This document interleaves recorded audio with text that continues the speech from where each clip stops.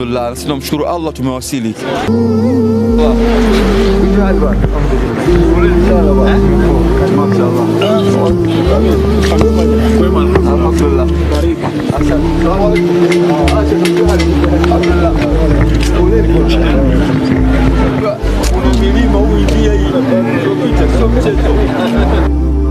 Kwanza tunamshukuru Allah, toka tumeingia boda, tukifika tukisimamishwa na traffic polisi, wakituona tu, na wengine wengi wanifahamu na hawajatusumbua kwa lolote, hawajatuza kwa lolote, mashallah khairi tupu yani, na hakuna lolote barabarani. Kila unayemuona ukimuuliza, mashallah tabaraka rahmani, watu wote ni wakarimu kwa kweli. Watu wa Burundi na viunga vyake, Allah amewapa khairi, ni watu ambao ni wakarimu mno.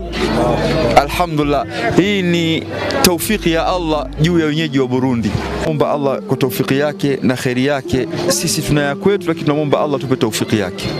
Safara huu kuna viongozi mbalimbali, wako viongozi wa taasisi ya Al-Wahda, wako viongozi wa taasisi ya Thaqafatul Islamia, wako viongozi wa Mahasin TV, wapo viongozi wa taasisi ya IDO, Islamic Organization, wote wapo hapa. Ni kwa sababu watu wako mbali na Qur'ani na Sunna.